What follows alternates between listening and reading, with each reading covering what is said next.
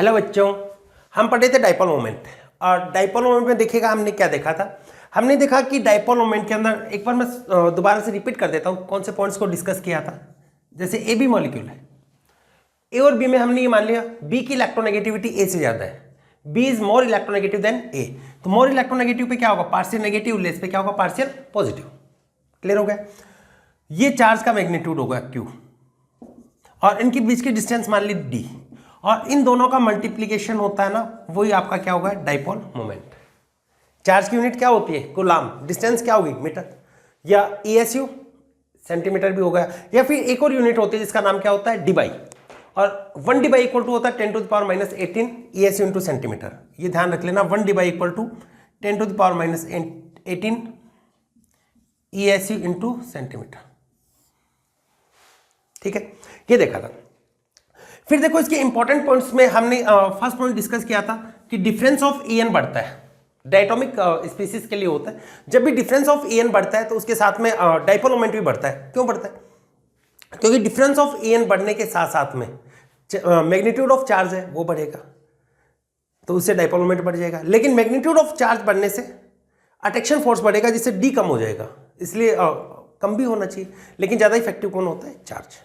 Clear हुआ। फिर ये बोला होमोडाइटोमिक स्पीसीज है, तो वहां पे डाइपोल मोमेंट कितना होगा, 0, क्योंकि सेम एटम है, तो डिफरेंस ऑफ EN कितना हो जाएगा, 0। क्लियर। फिर देखिए, फिर आपको बताइए वेक्टर क्वांटिटी होती है जिसकी direction less electronegative atom to high electronegative atom होती है। फिर हमने बोला कि एक ही बॉन्ड है, तब तो उसको बॉन्ड का जो डाइपोल मोमेंट है वो इस मॉलिक्यूल का डाइपोल मोमेंट होगा, लेकिन मोर देन 1 बॉन्ड प्रेजेंट हो तो उनकी सभी डाइपोल मोमेंट, उनके बॉन्ड्स का जो डाइपोल मोमेंट है उसका ये वेक्टर सम होता है, resultant dipole moment. Clear that. फिर देखिएगा, उसके बाद में कुछ क्वेश्चन भी किए थे, और क्वेश्चन के थ्रू मैं फिर से आपको रिलेट करने की कोशिश करता हूं। जैसे आपको एक क्वेश्चन दे रखा है dipole moment,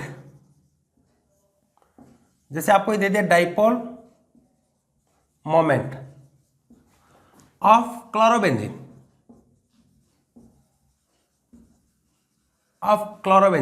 is 1.5 dBi. Dipole moment of chlorobenzene is 1.5 dBi. Then calculate the dipole moment for following.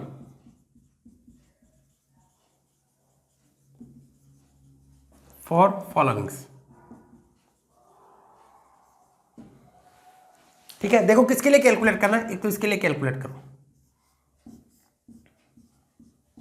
ये क्लोरोबेंजीन है, ऑर्थो पोजीशन पे प्रेजेंट है, इसके लिए कैलकुलेट करना है। सेकंड वन ये मान लेते हैं 120 डिग्री पे प्रेजेंट है, इसके लिए कैलकुलेट करो, और बताते हैं, कैलकुलेट कीजिएगा। और थ्योरेटिकली हम यहाँ पे ये जानते हैं, यहाँ पे थीटा कितना होगा, 60 डिग्री। मैं मार्कर को इंक पिला देता हूँ, तब तक आप इसको कीजिएगा। थीटा इक्वल टू यहाँ पे कितना होगा, 120 डिग्री। जब भी एक से ज्यादा होगा तब क्या होगा, mu resultant dipole moment μ1 square plus μ2 square plus 2 μ1 μ2 cos theta.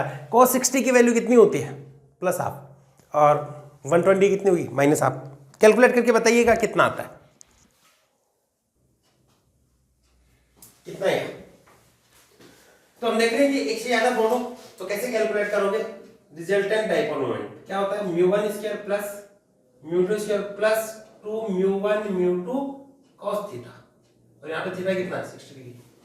ठीक है, इसका अंडर द रूट। अब यहाँ पे हम देख रहे हैं, यहाँ पे भी सेम बॉन्ड है, यहाँ पे भी सेम बॉन्ड है, दोनों सेम, यानी μ1 इक्वल टू क्या होगा, μ2, सेम ही तो बॉन्ड है, कार्बन क्लोरीन बॉन्ड है, तो इसको क्या लिख सकते हो, म्यू स्क्वायर, ये भी क्या होगा, mu square plus 2 mu square, और cos 60 है, उसकी वैल्यू कितनी होती है, 1/2।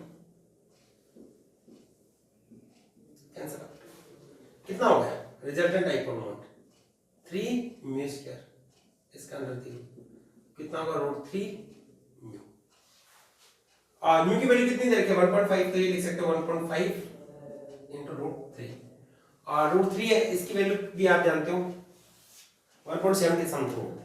ठीक है, 1.732। ठीक है, ऐसे देखो 120 का एंगल हो तब क्या होगा, 120 के एंगल पे वही फॉर्मूला लगा के बॉन्ड तो सेम ही हो गया ना, resultant dipole moment mu square plus 2 mu square cos 120 और cos 120 है उसकी वैल्यू क्या होगी 60 की जस्ट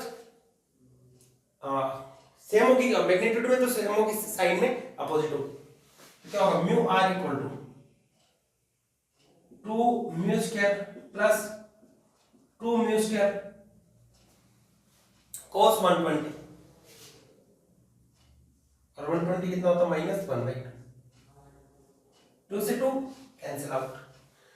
तो रिजल्टेंट डाइपोल मोमेंट हमारे पास में कितना होगा 2 mu square minus mu square, तो कितना होगा म्यू स्क्वायर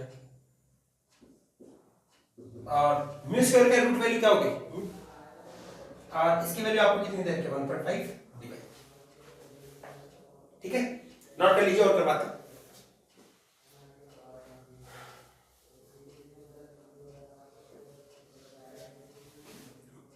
नोट कर लिया, बस आपको cos की वैल्यू पता होना चाहिए, cos 60 इसकी वैल्यू होती है 1/2 और cos 120 इसकी वैल्यू होगी -1/2।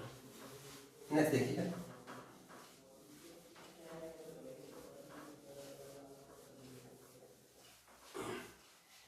नेक्स्ट है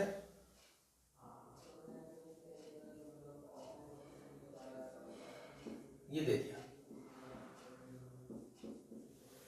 कितने के एंगल पे हो गया 180 के एंगल पे, कैलकुलेट कीजिए और cos 180 है उसकी वैल्यू कितनी होगी बताओ,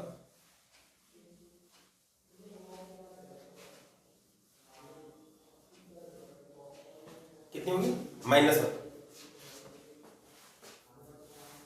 करेक्ट। देखो इसको मैं दो मेथड से कर सकता हूं, एक तो सिंपल जो आप जानते हो μ1 square plus μ2 square plus 2 μ1 μ2 cos theta, और यहां पे मेरा कार्बन क्लोरीन बॉन्ड सेम है तो μ1 और μ2 दोनों इक्वल, देन क्या लिख सकते हैं μ1 equal to μ2 μr equal to क्या होगा μ square plus 2 μ square cos 180 degree, इसका अंडर द रूट ये क्या होगा 2 mu square plus 2 mu square value कितनी होती है -1, माइनस का मल्टीप्लिकेशन होगा प्लस माइनस क्या हो जाएगा minus, then 2 mu square minus 2 mu square कितना होगा 0। तो 180 के एंगल पे होता है तो रिजल्टेंट डाइपोल मोमेंट कितना होगा 0, या आप ऐसे भी देख सकते हो, दूसरा मेथड बता रहा हूं अल्टरनेट, इसका अल्टरनेट बता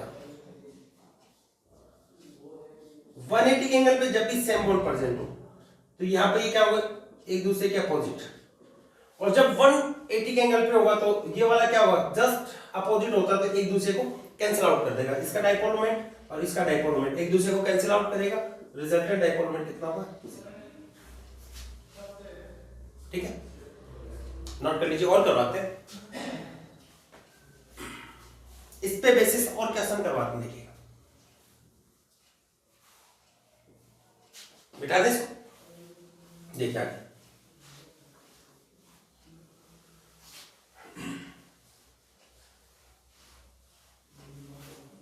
देखो बेटा एक और एग्जांपल दे रहा हूं मैं, ये दे रखा आपको, नंबर आप अपने से लिखते जाना Cl Cl Cl, इसका बताओ कितना होगा,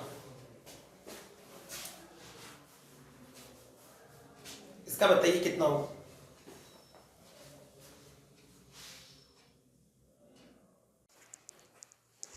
देखिए कैसे कैलकुलेट करेंगे बेटा, हम ये कर सकते हैं, इसके लिए इसका कैलकुलेट करना है, आप ये बता सकते हैं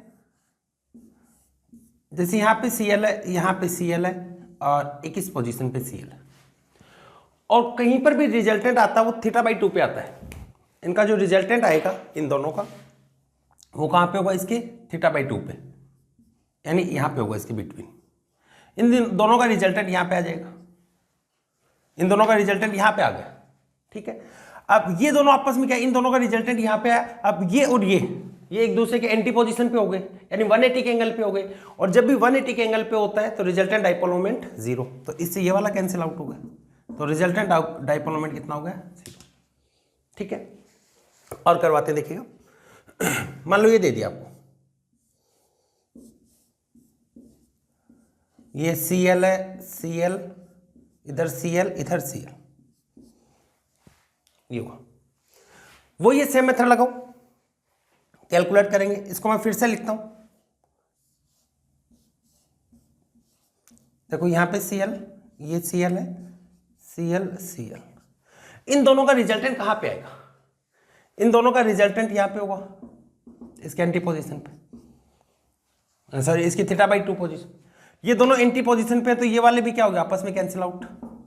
सिर्फ क्या बच गया आपके पास में, ये रिमेन है, क्या होता है, क्लोरोबेंजीन। और क्लोरोबेंजीन इसका डाइपोल मोमेंट आपको गिवन ही है, कितना दे रखा है, 1.5 डिवाई होगा, 1.5 डिवाई। क्लियर हुआ? आगे देखिए,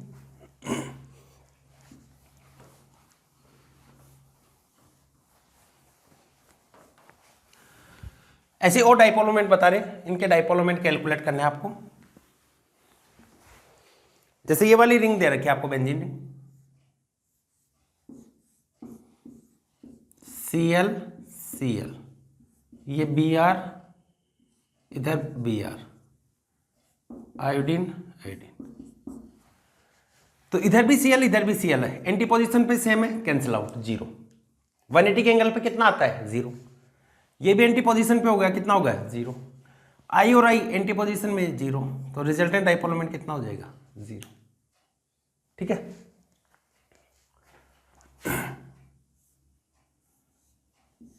ये बता सकते हो Cl Cl और Cl, ये दे दिया। इसका बताओ, तो बेटा इन दोनों का डाइपोल मोमेंट होगा, वो θ/2 एंगल पे आता है। ठीक है, तो कितना होगा, ये क्या था ना, जैसे दो ऐसे जोड़ रखा हो, ए और बी सेम होता ना, तो वहां पे कितना का एंगल आता, θ/2। और न्यूमेरिकल से मैं इसको और ज्यादा प्रूव कर दूंगा आगे, यहाँ पे ध्यान रख लीजिए एक बार। तो इन दोनों का रिजल्टेंट इसके ऊपर आएगा Cl, और यहाँ पे एक Cl पहले से प्रेजेंट है। एंगल कितने का होगा यहाँ पर, इनके बीच में एंगल 0 डिग्री का एंगल। ठीक है, तो रिजल्टेंट डाइपोल मोमेंट कितना होगा, देखो ये होता ना μ1² प्लस μ2² प्लस 2 μ1 μ2 cos थीटा, इसका अंडर द रूट। μ1 = μ2 है, तो क्या होगा, resultant dipole moment μ² plus 2 μ² cos 0, और cos 0 की वैल्यू कितनी होती है, 1, इसका अंडर द रूट। μ² कितना होगा, 4 μ², इसका अंडर द रूट, तो कितना होगा, 2 μ, यानी ये इसके ऊपर आ गया 0 डिग्री। 1.5 पहले था, 1.54 हो गया, तो टोटल कितना होगा, 3 डिवाई। क्लियर हुआ? तो इस टाइप से बेटा अगर दो सेम बॉन्ड दे रखे हो इस टाइप से, तो उनके θ/2 पे उनका रिजल्टेंट डाइपोल मोमेंट ऑब्जर्व होता है। नोट कर लीजिए इसको, और बताते हैं बेटा, सिमेट्रिक मॉलिक्यूल से उनका डाइपोल मोमेंट 0 होता है। Dipole moment of symmetric molecule is equal to 0। लिखिएगा,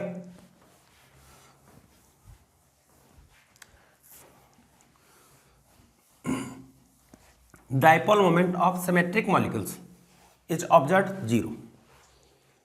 नेक्स्ट पॉइंट है dipole moment of symmetric molecule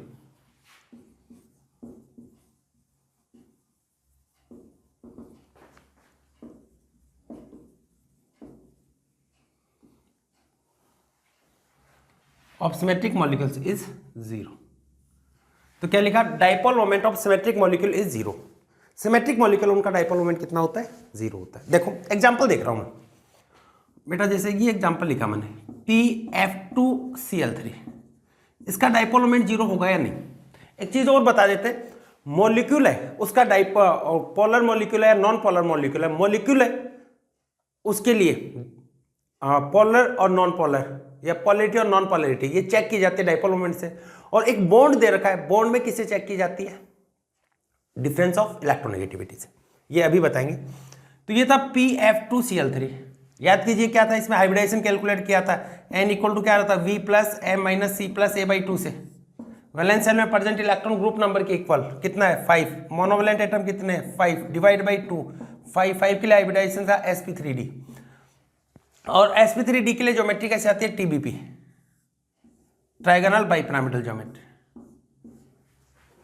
और डिफरेंट इलेक्ट्रोनेगेटिव एटम होते हैं, तो हमने ये बताया था आपको, लोन पेयर और less electronegative atom placed at equatorial position while more electronegative atom placed at axial position. ये आ गया। तो अब यहां पे बेटा देखा, ये फ्लोरीन है, ये फ्लोरीन है, एंटी पोजीशन पे कैंसिल आउट। ये वाला क्लोरीन और ये क्लोरीन, इनका रिजल्टेंट सेम बॉन्ड है, यहां पे आएगा ये रिजल्टेंट इसका यहां पे, और ये दोनों Cl अब कहां पर हो गए, एंटी पोजीशन पे, तो रिजल्टेंट डाइपोल मोमेंट कितना होगा, 0। तो इस टाइप का मॉलिक्यूल क्या होता है, सिमेट्रिक मॉलिक्यूल होता है।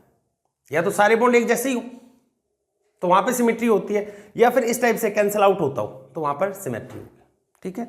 और सिमेट्रिक मॉलिक्यूल का डाइपोल मोमेंट कितना होता है, 0।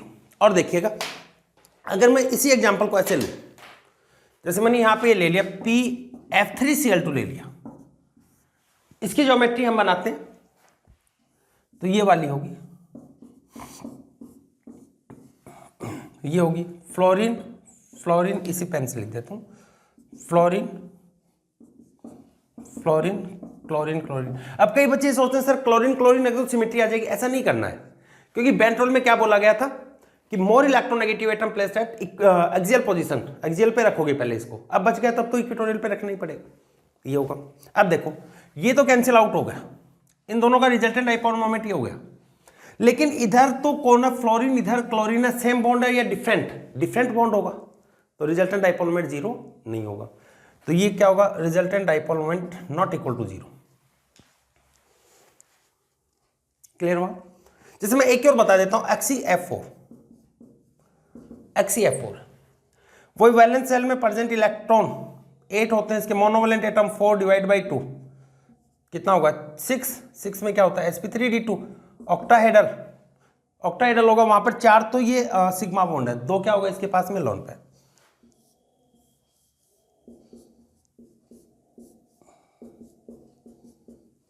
ये होगा, और लोन पेयर है उसको एंटी पोजीशन पे रखेंगे। तो यहां पे भी क्या, इसकी और प्लेनर मॉलिक्यूल है, प्लेनरिटी प्रेजेंट है, कहीं से भी कैंसिल कट करके देखोगे इसके तो क्या होगा, सिमेट्री प्रेजेंट होगी, कैसे भी कट करके देख लो, इस डायरेक्शन से इस डायरेक्शन से। और सिमेट्रिक मॉलिक्यूल होता है, उसका डाइपोल मोमेंट कितना होगा, 0। तो उसका डाइपोल मोमेंट कितना आ गया, 0, ठीक है। तो बेटा इंपॉर्टेंट पॉइंट्स में हमने देखा कि डाइपोल मोमेंट सिमेट्रिक मॉलिक्यूल्स का कितना मिलेगा, 0। फिर हम नेक्स्ट पॉइंट पढ़ने वाले हैं कि एक बॉन्ड की पोलैरिटी चेक की जाती है, बॉन्ड है उसकी पोलैरिटी डिफरेंस ऑफ En से, और मॉलिक्यूल की किससे करते हो, रिजल्टेंट डाइपोल मोमेंट से। नोट कर लीजिए, इसको बनाइए इनको।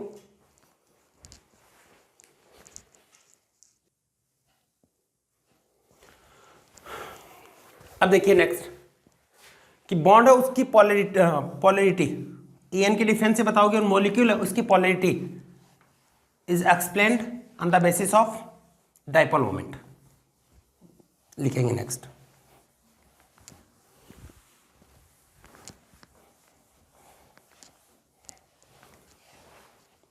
लिखेंगे next, polarity of a bond, polarity of a bond is explained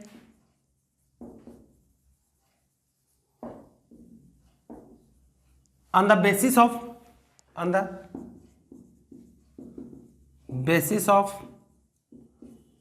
difference of electronegativity.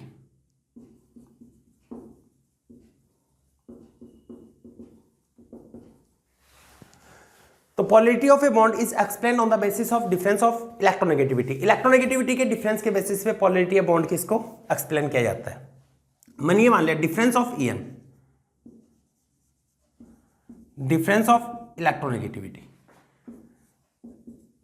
En का डिफरेंस डेल्टा En से लिख रहा हूं मैं, इक्वल टू 0, और एक बार difference of electronegativity not equal to 0।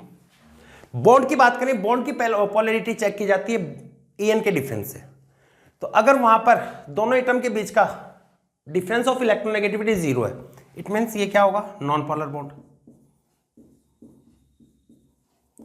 Non polar bond. ये बॉन्ड होगा, ये कैसा होगा, नॉन पोलर। और difference of En equal to 0, अगर En का डिफरेंस 0 है तो कैसा बॉन्ड हो जाएगा, पोलर बॉन्ड।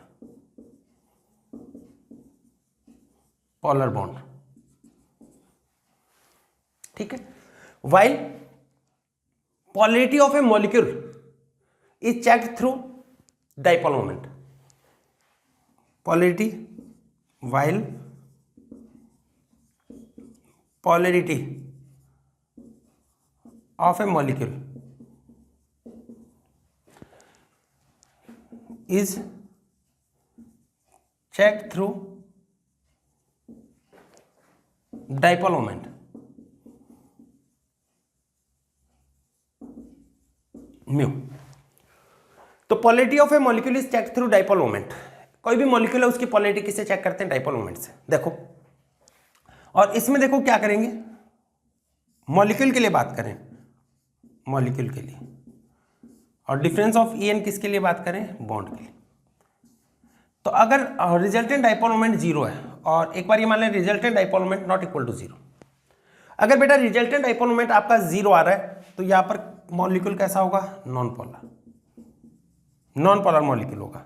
और not equal to zero, bond चाहे पोलर और नॉन पोलर उसे कोई फर्क नहीं पड़ रहा। अगर मॉलिक्यूल की बात करें तो डाइपोल मोमेंट को देखना है, और resultant dipole moment not equal to zero, it means molecule कैसा होगा? पोलर मॉलिक्यूल, ये होगा नॉन पोलर मॉलिक्यूल। तो डाइपोल मोमेंट से तो मॉलिक्यूल उसकी पॉलिटी बताते हैं, और बॉन्ड की पॉलिटी किससे बताएंगे? Difference of E N. Clear हो गया? अब देखो आगे, मैंने ये मान लिया, एक एग्जांपल है, जैसे कार्बन डाइऑक्साइड की बात करें, ये 180 का एंगल होता है, ये तो जानते हैं ना, हाइब्रिडाइजेशन होगा sp। तो बॉन्ड है, ये तो पोलर है, डायरेक्शन किधर होती है? Less electronegative atom to high electronegative atom. ठीक है, मॉलिक्यूल की बात करें तो मॉलिक्यूल कैसा होगा? पोलर या नॉन पोलर? 180 के एंगल पे है, तो रिजल्टेंट डाइपोल मोमेंट कितना होगा? जीरो। कैसा होगा? Non polar. ठीक है, और बताते हैं, चलो इसको उतारिए, इसको नोट कर लीजिए, और कुछ एग्जांपल बता रहे हैं, और एक नोट लगा के भी बताएंगे, इंपॉर्टेंट थिंग लिख लिया। तो माइंड में क्या सेट करना है, जब भी बॉन्ड की बात की जाए, यहीं पे गलतियां कराते हैं, कई बार मॉलिक्यूल की पूछा जाता है, बच्चा बॉन्ड के बेसिस पे किया जाता है, बॉन्ड की पूछा जाता है, मॉलिक्यूल के बेसिस पे कर देता है। तो ध्यान में रखना, बॉन्ड की पॉलिटी की बात करें तब तो डिफरेंस ऑफ ई एन, और मॉलिक्यूल की बात करें तब रिजल्टेंट डाइपोल मोमेंट।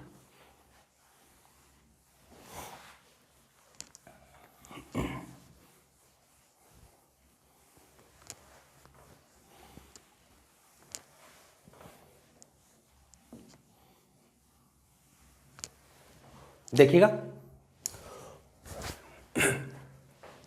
और एग्जांपल बता, जैसे मैंने लिया BF3, हाइब्रिडाइजेशन क्या होता है? sp2, स्ट्रक्चर क्या होती है? Trigonal planar.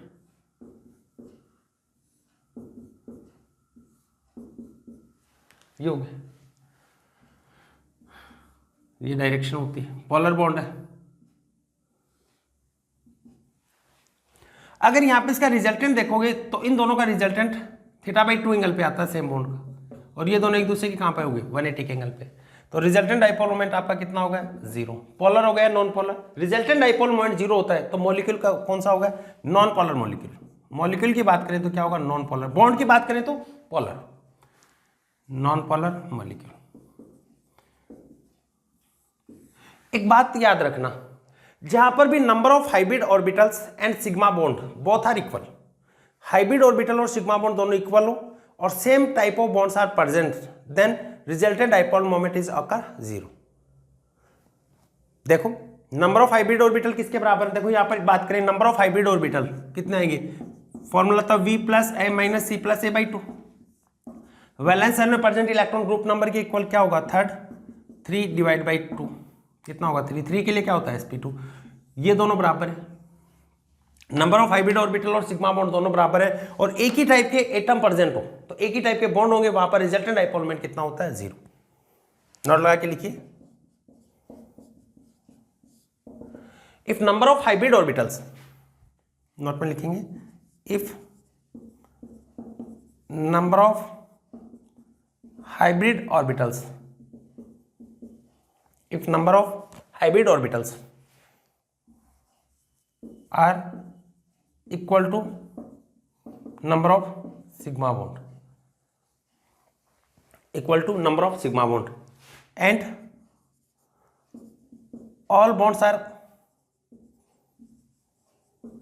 आर सेम या found by same atom, all bonds are same, then resultant dipole moment is occur 0, then resultant dipole moment is occur 0। उस कंडीशन में रिजल्टेंट डाइपोल मोमेंट कितना होगा 0। देखो एग्जांपल से, जैसे मैंने एग्जांपल लिखे BeCl2 BF3 CH4 PCl5 SF6 IF7। तो यहां पे नंबर ऑफ हाइब्रिड ऑर्बिटल आप कैलकुलेट करेंगे तो number of hybrid orbital V plus M minus C+A/2 से कैलकुलेट करोगे तो बेरिलियम ग्रुप नंबर कितना होता है 2, मोनोवैलेंट एटम भी कितना 2/2 कितना होगा 2, इसमें कितना होगा 3 4 5 6 7, ये हाइब्रिड ऑर्बिटल आएंगे, कैलकुलेट करना हम जानते हैं। यहां पे देखोगे हाइब्रिड ऑर्बिटल और सिग्मा बॉन्ड, लेटरल एटम ही सिग्मा बॉन्ड के इक्वल होते हैं। अगर ये इक्वल आ रहे हैं और बॉन्ड क्या है एक ही टाइप के बॉन्ड है तो इन सब में आपका रिजल्टेंट डाइपोल मोमेंट कितना होगा 0। बेटा बहुत इंपॉर्टेंट है, एक बार फिर से एक्सप्लेन कर देता हूं, इसके बाद में कुछ क्वेश्चन से हम चेक करेंगे कौन से पोलर मॉलिक्यूल है कौन से नॉन पोलर मॉलिक्यूल है। तो हम क्या बता रहे हैं आपको, हमने ये बताया कि कहीं पर भी आप हाइब्रिडाइजेशन कैलकुलेट करो और हाइब्रिड ऑर्बिटल और लेटरल एटम दोनों के नंबर इक्वल आ रहे हैं और सेम लेटरल एटम है तो वहां पर डेफिनेटली डाइपोल मोमेंट कितना होगा 0। नोट कर लीजिए, कुछ एग्जांपल से और बताएंगे, कुछ क्वेश्चन कराएंगे कि पोलर कौन सा है नॉन पोलर कौन सा है। नोट कीजिए,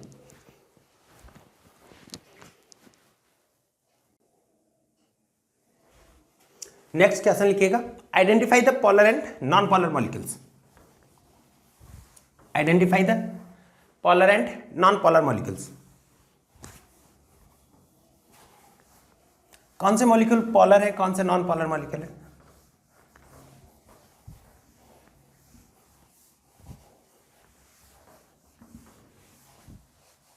देखिए, identify the polar and non polar molecule.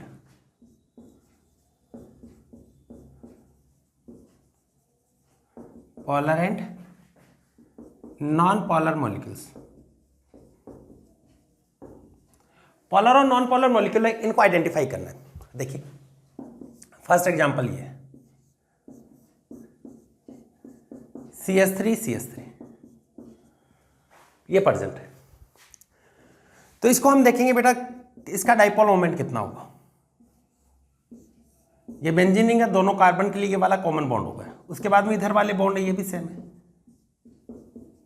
Symmetric molecule हो गया।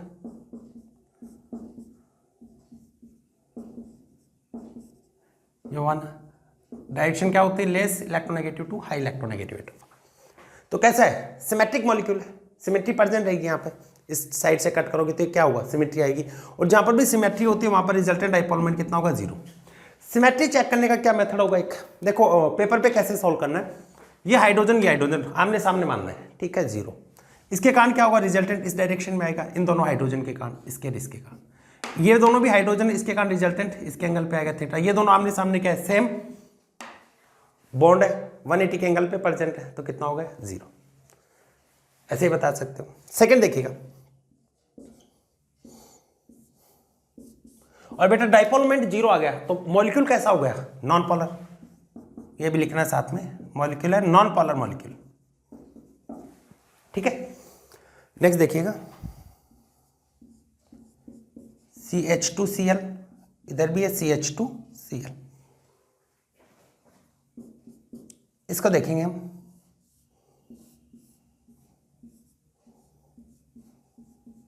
ये हुआ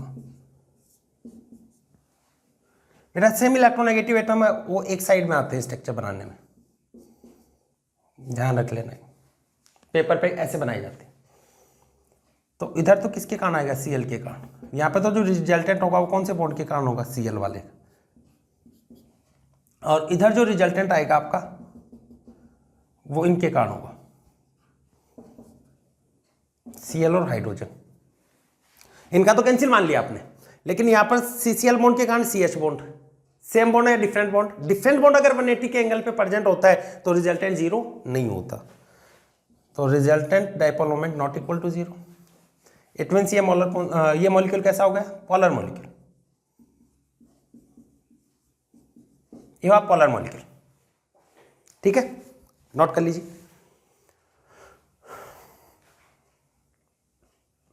नेक्स्ट देखिएगा,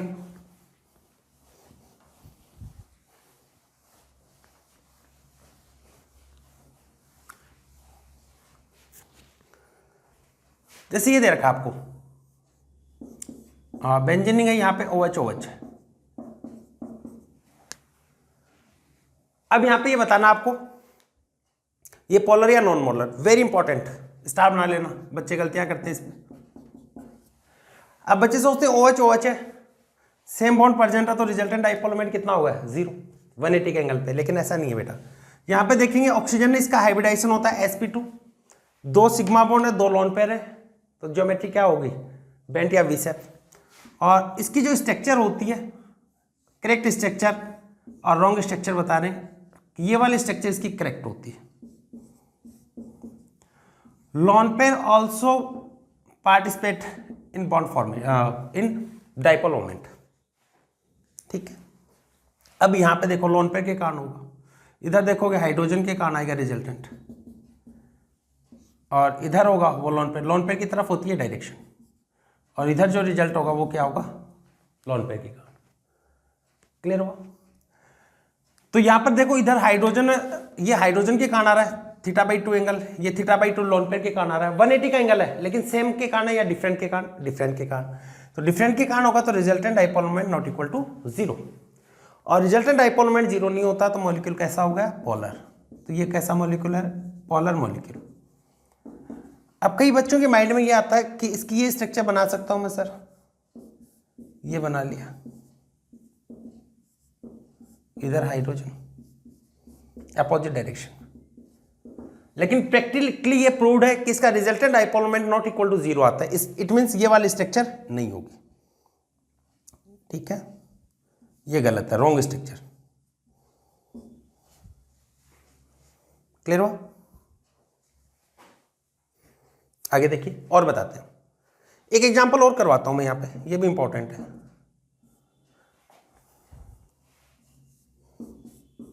यहां पर CN है, पोलर या नॉन पोलर, या इसका रिजल्टेंट डाइपोल मोमेंट क्या होगा? तो बेटा यहां पर मैं आपको बताऊं, इसके केस में कार्बन है, sp हाइब्रिड होता है, यहां पे sp हाइब्रिड कैसा होता है? लीनियर, ऐसा होगा। तो CN है, एक लीनियर है, कितने के एंगल पे है? 180 के एंगल पर, सेम बॉन्ड प्रेजेंट है। अब इसका रिजल्टेंट डाइपोल मोमेंट कितना हो जाएगा? जीरो, और जिसका रिजल्टेंट डाइपोल मोमेंट जीरो होता है वो कैसा होगा? नॉन पोलर मॉलिक्यूल, ठीक है। और देखिएगा, तो बेटा ये वाला ध्यान में रखना, OH OH प्रेजेंट होता है तो वहां पर रिजल्टेंट डाइपोल मोमेंट जीरो नहीं होता, मॉलिक्यूल कैसा होगा? पोलर मॉलिक्यूल, ठीक है। और देखिएगा S2F2 को देखते हैं।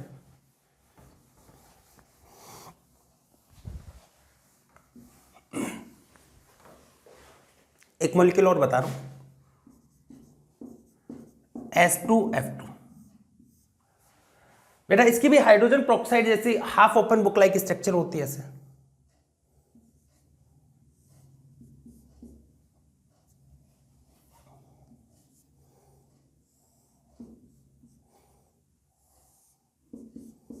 ऐसे स्ट्रक्चर होती है।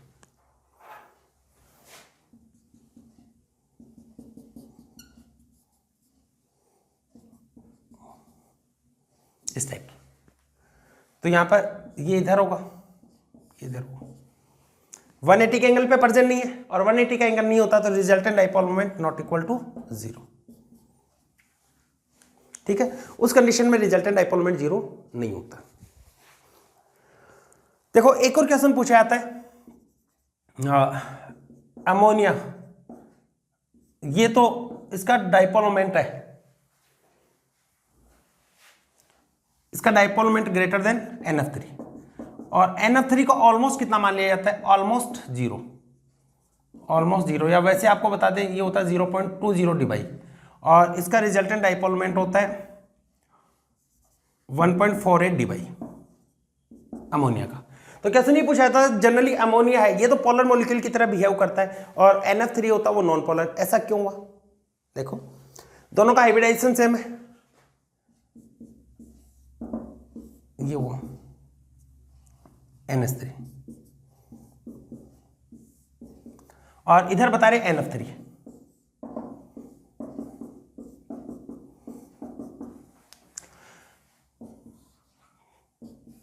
एक ही डायरेक्शन में होगा तो इसके कारण क्या होगा, चार्ज बढ़ जाएगा। यहां पे देखोगे ये इस डायरेक्शन में लोन पेयर है, उसकी तरफ सबसे ज्यादा बॉन्ड, चाहे कितना भी इलेक्ट्रोनेगेटिव एटम प्रेजेंट हो यहां पर बॉन्ड के, अगर लोन पेयर आ गया तो डायरेक्शन लोन पेयर की तरफ होगी। नाइट्रोजन इसमें क्या होगा, इस डायरेक्शन में होगा। तो यहां पे ये देखोगे डाइपोल मोमेंट है, एक दूसरे के कहां जा रहे हैं, अपोजिट। अपोजिट अपोजिट होने के कारण ये क्या करेंगे, एक दूसरे को कैंसिल करेंगे। कैंसिल करेंगे इसलिए यहां पर ये डाइपोल मोमेंट ऑलमोस्ट इसका कितना होगा, 0 या ये लिख सकते हो 0.20 डी बाई। और यहां पर क्या है, डाइपोल मोमेंट सेम डायरेक्शन, तो रिजल्टेंट डाइपोल मोमेंट क्या होगा, ऐड होगा। यहां पर तो अपोजिट है तो माइनस होगा, सब्सट्रैक्ट होगा तो कैंसिल करेगा। यहां पर सेम डायरेक्शन में तो रिजल्टेंट डाइपोल मोमेंट है वो बढ़ जाएगा, इसलिए यहां पर रिजल्टेंट डाइपोल मोमेंट आपको हाई मिलेगा। ये भी वेरी इंपॉर्टेंट।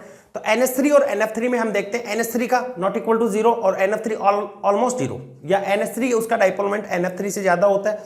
फिर से सुन लेना रीजन, इसमें अपोजिट डायरेक्शन में डाइपोल मोमेंट है, अपोजिट डायरेक्शन में तो रिजल्टेंट एक दूसरे को कैंसिल करने का डिक्रीज हो जाता है, यहाँ पर सेम डायरेक्शन में होने का रिजल्टेंट बढ़ जाता है। क्लियर हो?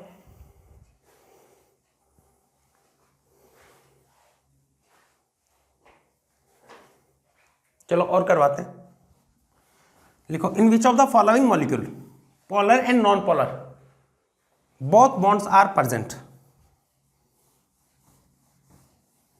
in which of the following molecule polar and non-polar both are present, in which of the following molecule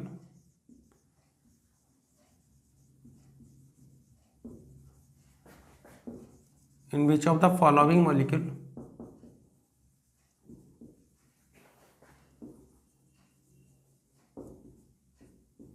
in which of the following molecule polar and non-polar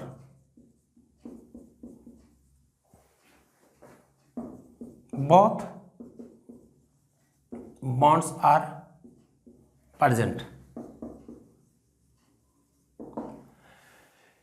आपको ये बताया जिसमें पोलर और नॉन पोलर दोनों bond present है, hydrogen peroxide H2O2 एक तो लिखा, और सेकेंड है N2H4, थर्ड है N2O4, fourth all of this. इसमें आपको ये बताना है कि इसमें पोलर और नॉन पोलर दोनों टाइप के बॉन्ड की बात कर रहा हूं मैं, यहां पे बहुत बॉन्ड्स आर प्रेजेंट। EN का डिफरेंस 0 होता वो तो क्या होगा, नॉन पोलर बॉन्ड, और जहां पर EN difference not equal to 0 polar bond. Structure हम जानते हैं, ये हाइड्रोजन पेरोक्साइड है, half open book like structure होती है। तो ऑक्सीजन ऑक्सीजन ये वाला बॉन्ड कौन सा होगा, नॉन पोलर, और ये वाले बॉन्ड कौन से होंगे, पोलर। सेम है N2H4,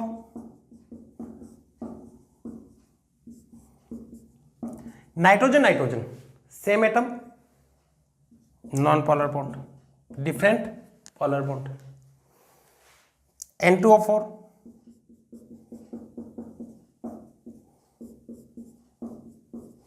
ये क्या होगा, नॉन पोलर, और ये वाले क्या हो गए, पोलर। तो EN का डिफरेंस इस बॉन्ड में 0 हो गया, सेम एटम के बीच में बॉन्ड है वो तो क्या होगा, नॉन पोलर बॉन्ड, और डिफरेंट इलेक्ट्रोनेगेटिव वाले क्या होगी, पोलर बॉन्ड। ठीक है, तो बॉन्ड की पोलैरिटी किससे चेक की जाती है, डिफरेंस ऑफ EN से। इसको नोट कर लीजिए। नेक्स्ट पॉइंट हम पढ़ने वाले कि अगर आपके पास में कोई एल्किन दे रखी है और उसके ज्योमेट्रिकल आइसोमर दे रखे हैं तो वहां पर डाइपोल मोमेंट कैसे चेक करते हैं, बहुत इंपॉर्टेंट है। नेक्स्ट वाला भी नोट कीजिए इसको।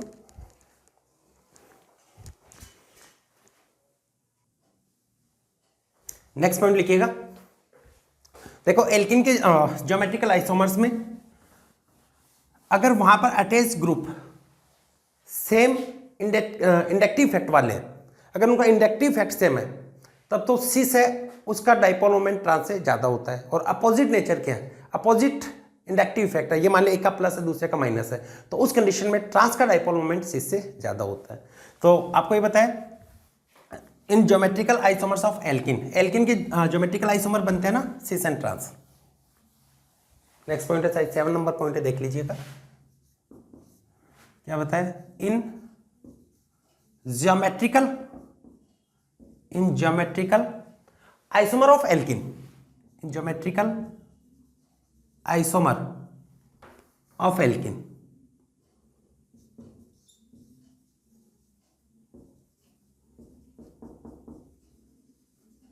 इन geometrical isomers of alkene, alkene के ज्योमेट्रिकल आइसोमर्स में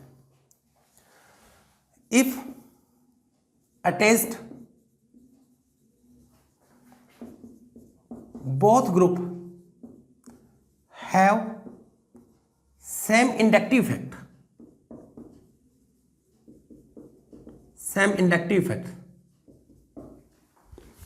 in geometrical isomer of alkenes, if attached both group have same inductive effect, then dipole moment of cis isomer, dipole moment of cis isomer is observed more than trans isomer. Cis isomer is observed more than trans isomer.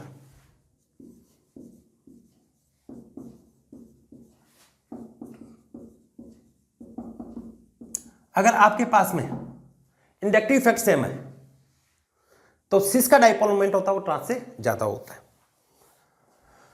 देखो ये मान लीजिए alkene है, इधर chlorine है, इधर chlorine है, ये hydrogen, same group same side में प्रेजेंट होते हैं तो ये क्या होगा, सिस आइसोमर, ये होता है सिस आइसोमर। और सेम ग्रुप अगर अपोजिट साइड में प्रेजेंट होते हैं तो होता है ट्रांस आइसोमर, ये होगा ट्रांस आइसोमर।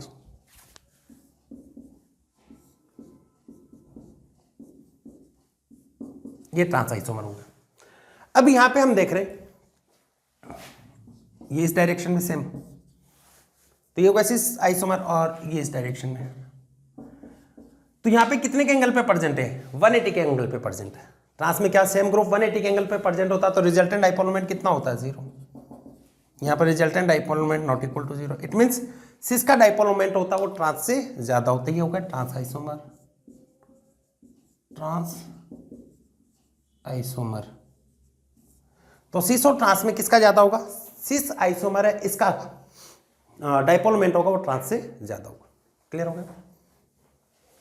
ऐसे if both group have opposite inductive effect, if attached both group have opposite inductive effect,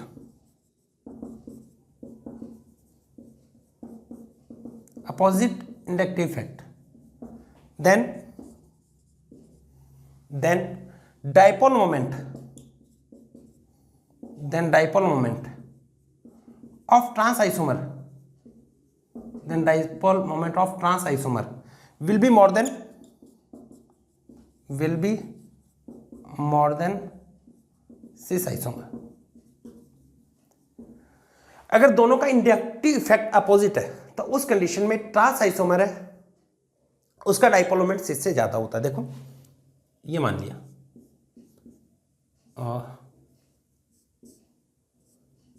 ये ग्रुप है CH3, क्लोरीन का क्या होता है माइनस आई इफेक्ट और इसका क्या होता है प्लस आई इफेक्ट CH3 का, ये hydrogen, same group same side में, ये कौन सा होगा, सिस आइसोमर।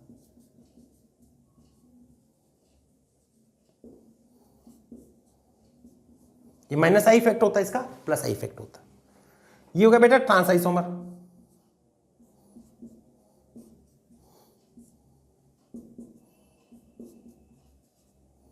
ये इस डायरेक्शन में ये डायरेक्ट इलेक्ट्रॉन ट्रांसफर करेगा तो उस कंडीशन में रिजल्टेंट चार्ज यहां पे ज्यादा मिलता है। जब ट्रांसफर अपोजिट होता है ना तो एक अपनी तरफ खींचता दूसरा पुश करता है तो उस कंडीशन में यहां पर चार्ज ज्यादा मिलता है। तो चार्ज ज़्यादा होगा, चार्ज और डिस्टेंस का प्रोडक्ट है वही डाइपोल मोमेंट होगा। तो इस कंडीशन में ट्रांस आइसोमर है, ये आपका ट्रांस आइसोमर है, इसका डाइपोल मोमेंट इससे ज़्यादा होता है। ठीक है, तो सिस और ट्रांस में आपको बताया, सिस और ट्रांस में अगर वहां पर सेम इंडक्टिव फैक्टर तब तो क्या होगा, सिस का डाइपोल मोमेंट ट्रांस से ज़्यादा होगा, और अपोजिट इंडक्टिव फैक्टर वाले हैं तो ट्रांस है, इसका डाइपोल मोमेंट है वो सिस से ज़्यादा मिलता है। क्लियर है, नोट कीजिए।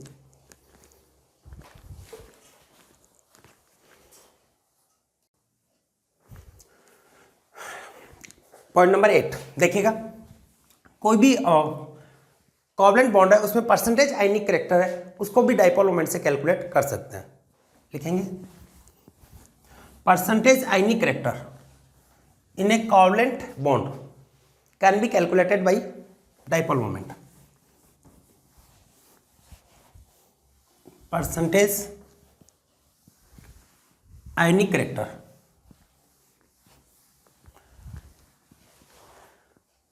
लिखेंगे percentage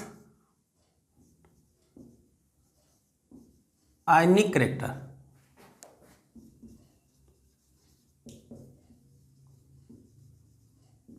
in a covalent bond,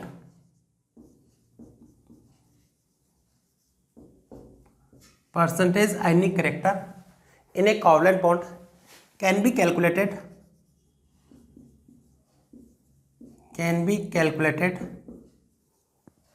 through dipole moment।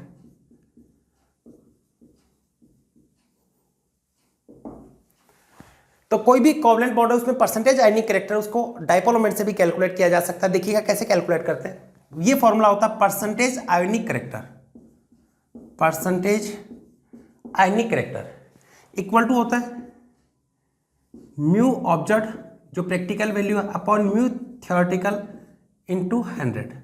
Theoretical क्या होगा, Q इंटू डी से कैलकुलेट कर लोगे। ठीक है, तो इसे हम परसेंटेज आयनिक कैरेक्टर अब किसी भी कोवलेंट बॉन्ड में कैलकुलेट कर सकते हैं। देखो एक पूछा हुआ क्वेश्चन करवा रहे, लिखिएगा डाइपोल मोमेंट ऑफ HCl, ये दे रखा है dipole moment of HCl is 1.08 dBi and bond length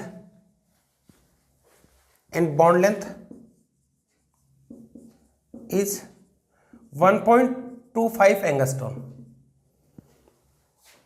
जो HCl है उसका डाइपोल मोमेंट कितना 1.08 dBi और H और Cl के इंटरन्यूक्लियर डिस्टेंस कितनी देर के आपको 1.25 dBi। Then calculate the percentage ionic character, percentage ionic character calculate करना है। ठीक है, सॉल्व कीजिए बेटा। फॉर्मूला ये हम जानते हैं percentage ionic character equal to mu observe upon mu theoretical multiply by 100। Mu observe upon mu theoretical E into D हो गया, थ्योरेटिकल को ये भी तो लिख सकते हैं।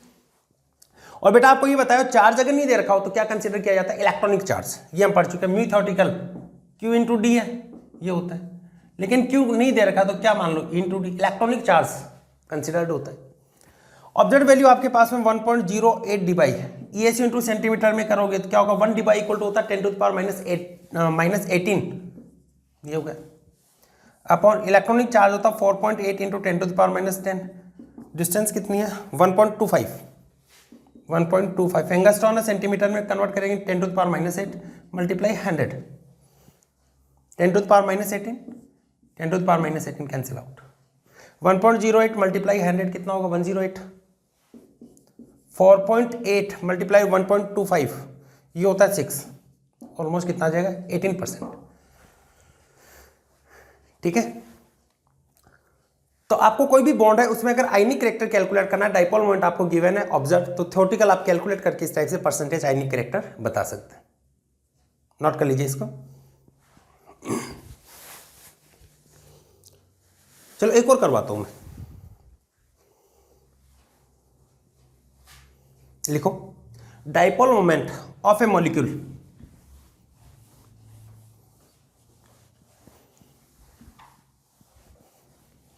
नेक्स्ट देखिएगा,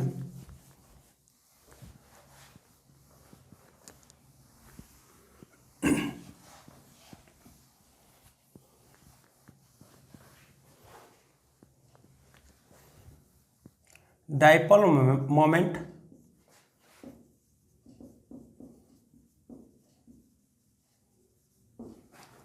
ऑफ ए मॉलिक्यूल, मॉलिक्यूल ये मान लेता हूं मैं AX, कोई भी मॉलिक्यूल ये मान लिया, of a molecule AX is 1.2 dy, dipole moment of a molecule AX is 1.2 dy। एक मॉलिक्यूल है AX जिसका डाइपोल मोमेंट कितना दे रखा, 1.2 dy दे रखा है।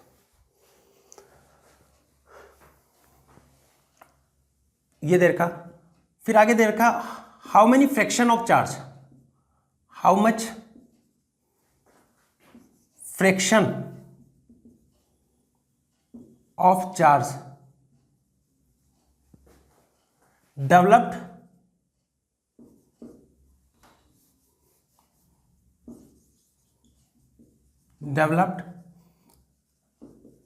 on this molecule, how much fraction of charge developed on this molecule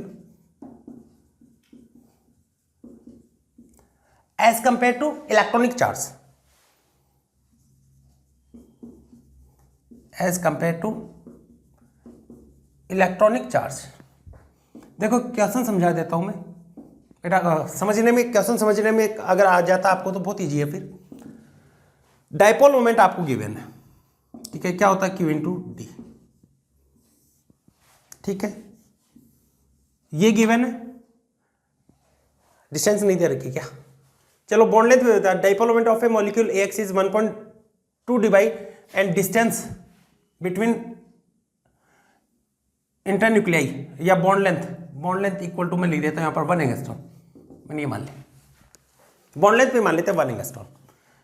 तो mu आपको दे रखा है, डी आपको दे रखा है, यहां से क्या आ जाएगा क्यू, वो क्यू इलेक्ट्रॉनिक चार्ज है, उसकी कंपैरिजन में कितना होगा। इलेक्ट्रॉनिक चार्ज क्या होता है, ई होता है इलेक्ट्रॉनिक चार्ज, इलेक्ट्रॉनिक चार्ज किसके बराबर होता है 4.8 इंटू 10⁻⁻10 ESU के इक्वल होता है। इसकी कंपैरिजन में यहां पर जो डेवलप्ड चार्ज है वो कितना होगा, यानी क्या पूछा आपको Q/E, ये फ्रैक्शन पूछा, समझ में आया। तो जो भी वैल्यू दे रखी है उसे Q कैलकुलेट कर लो, divide by electronic charge, fraction आ जाएगा या परसेंटेज आ जाएगा। तो क्या होगा यहाँ पे Q equal to μ/T 1.2 dy, तो क्या होगा 10⁻⁻18 ESU into centimetre, distance 1 angstrom दे रखी है, तो कितनी होगी 10⁻8 सेंटीमीटर। सेम यूनिट चलते ESU इंटू सेंटीमीटर लेना आप, कितना होगा 1.2 इंटू 10⁻10, ये ESU चार्ज होगा। इलेक्ट्रॉनिक चार्ज का कितना फ्रैक्शन है, तो कितना होगा 1.2 इंटू 10⁻10, 4.8 इंटू 10⁻10, 10 से 10 कैंसिल आउट, 1.2 से कैंसिल करो कितना होगा 1/4 या 0.25, या परसेंटेज में कितना होगा 25%, ठीक है। तो हम इसका म्यू के हेल्प से, डाइपोल मोमेंट है, इसकी हेल्प से परसेंटेज आयनिक कैरेक्टर को भी बता सकते हैं कि एक मॉलिक्यूल में कोवलेंट बॉन्ड है उसमें कितना परसेंटेज आयनिक कैरेक्टर प्रेजेंट होता है, ठीक है। नोट कीजिए, और क्वेश्चन करवाते हैं और कुछ ऑर्डर भी यहाँ पे लिखवाएंगे जिसमें प्रैक्टिकल डेटा बेसिस पे भी है, नोट कर लीजिए।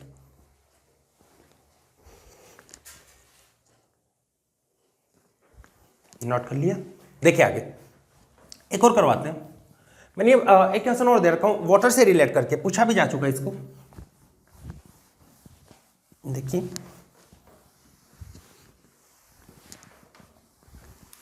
लिखेंगे dipole moment of water is 1.5 dy।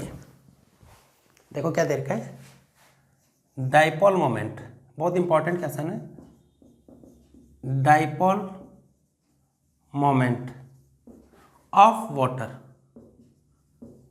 Is 1.5 dy।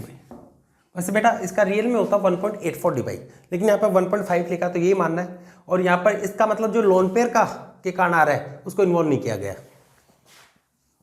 Loan pairs are not involve, दे भी रखा था ऐसा। यहाँ पर लॉन पेयर उसको इन्वॉल्व नहीं किया गया। डाइपोल मोमेंट वाटर का कितना 1.5 डी, जिसके अंदर lone pairs are not involve. Calculate the dipole moment, calculate the dipole moment of OH bond, या म्यू OH बोल सकते हो। ये कैलकुलेट करना है और आपको ये गिवन है cos 52.25 डिग्री इक्वल टू होता है 0.61। ठीक है, ये गिवन है। अब देखो इसको सॉल्व करते हैं। सबसे पहले वाटर की स्ट्रक्चर की बात करें तो ये होता है ना वाटर, इधर लॉन पेयर होते, लॉन पेयर को तो इन्वॉल्व ही नहीं किया गया, छोड़ो। ये OH बॉन्ड हो गया, इसके लिए म्यू OH आएगा, वही कैलकुलेट करना जिसको μ1 μ2 जो भी मानना है। और वाटर के बीच में एंगल कितने का होता है 104.5 डिग्री। ये टोटल तो कितना 104.5 डिग्री। और सेम बॉन्ड होते तो रिजल्टेंट डाइपोल मोमेंट कहाँ पे मिलता है आपको θ/2 पे, तो θ/2 कितना होगा 52.25 डिग्री। या पूरा मैं सोल्व करके बता देता हूँ। देखिए θ/2 पे क्यों आता है ये भी बता देता हूँ। हालांकि वेक्टर क्वांटिटी वेक्टर पढ़ चुके हैं आप फिजिक्स के अंदर, तो वहाँ से आपको पता भी होगा, लेकिन एक बार कुछ बच्चे सिर्फ यही देख रहे हैं तो उनके लिए मैं बता देता हूँ। बेटा ये होता है dipole moment μr equal to μ1 square plus μ2 square plus 2 μ1 μ2 cos theta. ठीक है, इसका अंडर द रूट।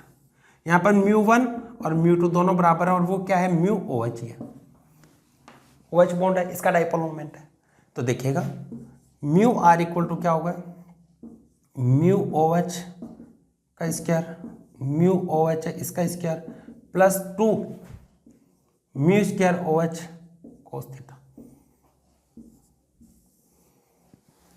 ठीक है, आगे देखिए resultant dipole moment mu square क्या हुआ है 2 म्यू स्क्वायर, ये हुआ 2 mu square OH plus 2 mu square OH cos theta. 2 mu square OH इसको आप कॉमन ले लोगे यहाँ पे, 2 म्यू स्क्वायर OH इसको कॉमन लिया आपने, क्या बचा आपके पास में, ये तो 1 प्लस cos थीटा। ठीक है, और बेटा ये होता है 1 प्लस cos थीटा होता है cos square θ/2। 1 plus cos theta math में किसके कहलाता है cos स्क्वायर θ/2। तो वैल्यू रखोगे 1 प्लस cos थीटा की जगह क्या होगा cos square, sorry 2 cos square θ/2 होता है, गलत लिखा गया। 1 प्लस cos थीटा होता है 2 cos स्क्वायर θ/2। ठीक है, रखोगे तो क्या होगा 2 mu square OH 2 cos square θ/2। इधर बता रहे हैं फिर। तो बेटा यहां पर रिजल्टेंट डाइपोल मोमेंट कितना होगा 2 और 2 दोनों का मल्टीप्लीकेशन कितना होगा 4 म्यू स्क्वायर cos स्क्वायर θ/2। 4 का रूट कितना होता है 2, म्यू का क्या होगा म्यू स्क्वायर का क्या होगा म्यू, cos स्क्वायर थीटा क्या होगा cos θ/2। तो जब भी रिजल्टेंट डाइपोल मोमेंट कैलकुलेट करना है तो कहां पर आता है सेम होगा θ/2 पे मिलता है। तो म्यू आर इक्वल टू क्या होता है 2 म्यू cos θ/2। अब वैल्यू रख लो 1.5 ये दे रखा 1.5, ये 2 म्यू OH है, ये कैलकुलेट करना है, ये वैल्यू कितनी है 0.61 cos θ/2। 104.5 का हाफ कितना होगा 52.25 and value of cos 52.25 is 0.61। Calculate करोगे 2 mu OH equal to 1.5 divide by 0.61।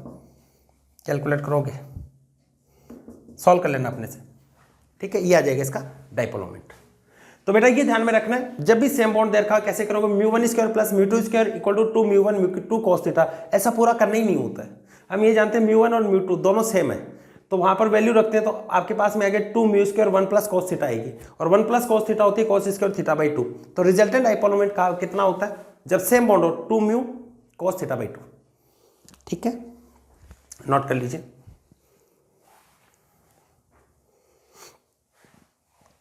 Note कर लिया।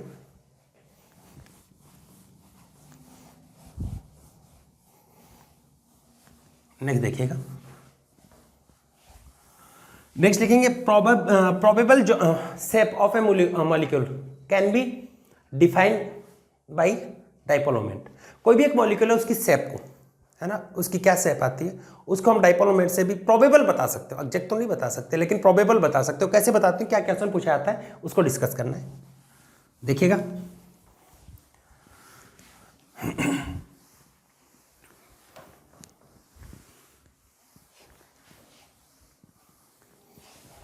देखो नेक्स्ट पॉइंट शायद 9 नंबर है, जो भी है,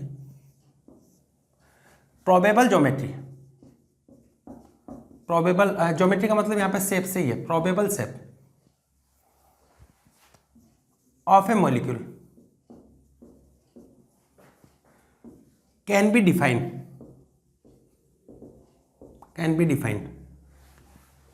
through magnetic moment, sorry dipole moment.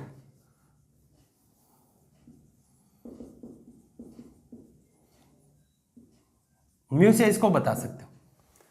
हमने देखो क्या पढ़ा था बेटा, हमने ये देखा था कहीं पर भी रेगुलर ज्योमेट्री आती है जहां पर number of hybrid orbital sigma bond के इक्वल होता है, वहां पर क्या आती है, रेगुलर ज्योमेट्री। और सब बॉन्ड सेम होते हैं तो वहां पर डाइपोल मोमेंट कितना होगा, 0। तो आपको कोई भी मॉलिक्यूल दे रखा, डाइपोल मोमेंट 0 दे रखा, इसका मतलब वहां पर प्रोबेबल क्या हो सकता है, रेगुलर ज्योमेट्री। देखो आपके पास में ये दे रखा है, ये दे रखा है AX2 मॉलिक्यूल है, और इसके लिए लिख रखा है रिजल्टेंट डाइपोल मोमेंट 0 है। तो आप यहां पे क्या देखोगे, लेटरल एटम कितने हैं, 2 लेटरल एटम है, और इसका मतलब हाइब्रिड ऑर्बिटल भी कितने हैं, 2। और उस केस में यहां पर इसकी शेप की बात करें तो वहां पर प्रोबेबल शेप क्या बताओगे, इसके लीनियर। जैसे मान लीजिए दे दिया AX3 और फिर बोल दिया इसका रिजल्टेंट डाइपोल मोमेंट 0 है, तो जितने लेटरल एटम है ना उतनी हाइब्रिड ऑर्बिटल मान लो। कितने लेटरल एटम है, 3, इट मींस हाइब्रिड ऑर्बिटल 3 मानो। 3 की केस में हाइब्रिडाइजेशन क्या होता है, sp2, और sp2 में शेप क्या होती है, ट्राइगोनल प्लेनर। ऐसे बेटा मान लो आपको दे दिया AX4 और वहां पर रिजल्टेंट डाइपोल मोमेंट है 0, तो आपको क्या करना है, जितने लेटरल एटम है उतने हाइब्रिड ऑर्बिटल कंसीडर करने। इट मींस हाइब्रिड ऑर्बिटल 4 है, और 4 की केस में रेगुलर ज्योमेट्री या तो टेट्राहेड्रल होगी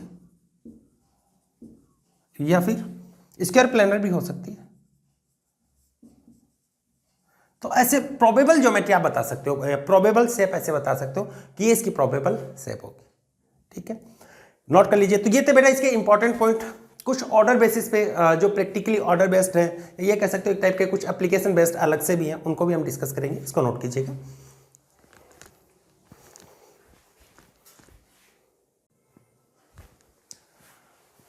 नेक्स्ट हेडिंग लिखेंगे some order of mu. Mu के कुछ ऑर्डर बता रहे हैं जो प्रैक्टिकल डेटा बेसिस पे है। ठीक है, देखो इनको याद कर लेना।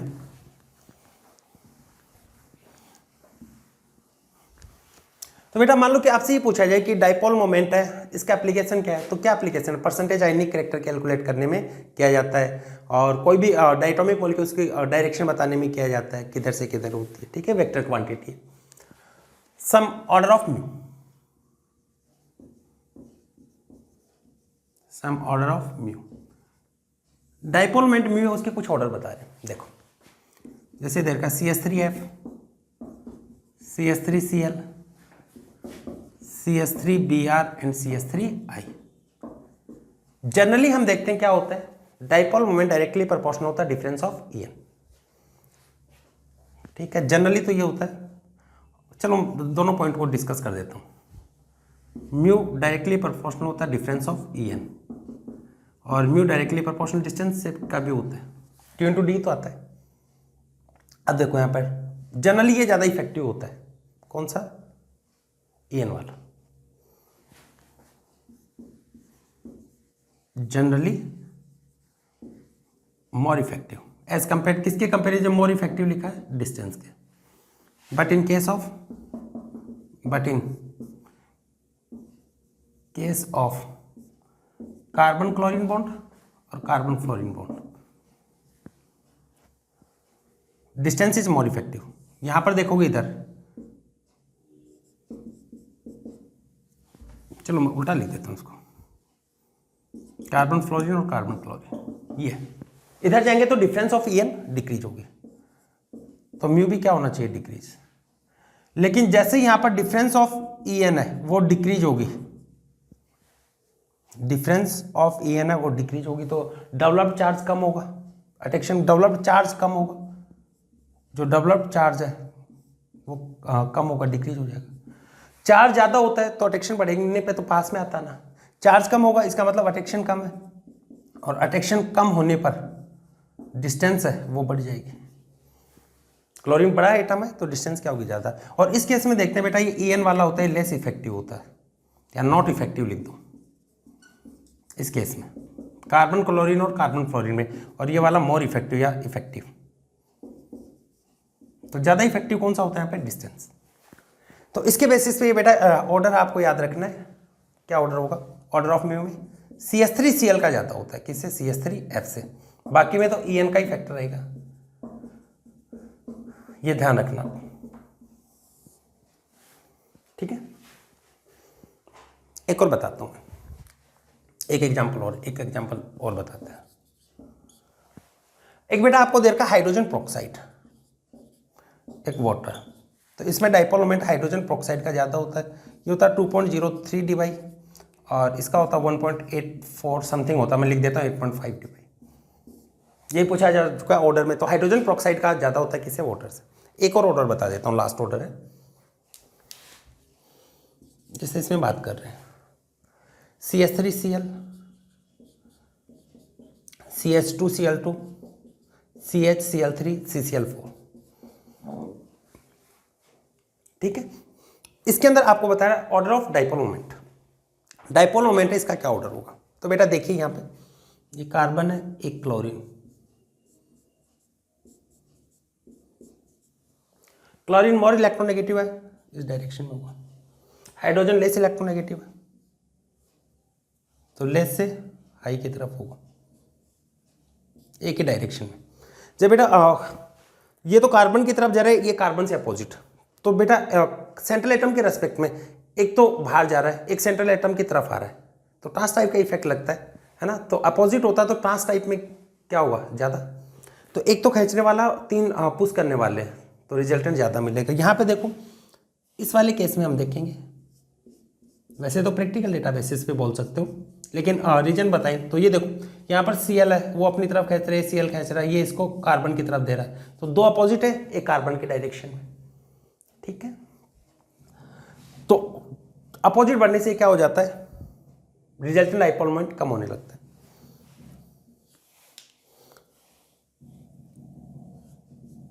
Cl यहाँ पर तो एक ही पुश करेगा, बाकी तो सब क्या कर रहे हैं, विड्रॉइंग टाइप के, -I टाइप के, ठीक है। और यहाँ पर तो क्या होगा, रेगुलर ज्योमेट्री होगी, CCl4 से भी एक टाइप के बॉन्ड है, टेट्राइडल ज्योमेट्री रेगुलर। यहाँ पे तो डाइपोल मोमेंट कितना होता है, 0।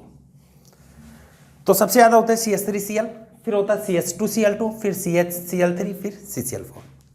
तो ये था बेटा आपका डाइपोल मोमेंट, एक बहुत इंटरेस्टिंग सा टॉपिक है, जिसके बेसिस पे हम मोस्टली क्वेश्चन पूछा जाता है, ऑर्डर ऑफ डाइपोल मोमेंट का आता है, या परसेंटेज आयनिक कैरेक्टर का पूछा जाता है, और या सिस और ट्रांस टाइप के जो आइसोमर दे रखे हैं उसमें सिस का कब ज़्यादा होता है, ट्रांस का कब ज़्यादा होता है, पोलर मॉलिक्यूल कब आता है, नॉन पोलर मॉलिक्यूल कब आता है, बॉन्ड की पोलरिटी है वो किससे देखनी है, वहाँ पर डाइपोल मोमेंट से नहीं, डिफरेंस ऑफ EN से, ठीक है।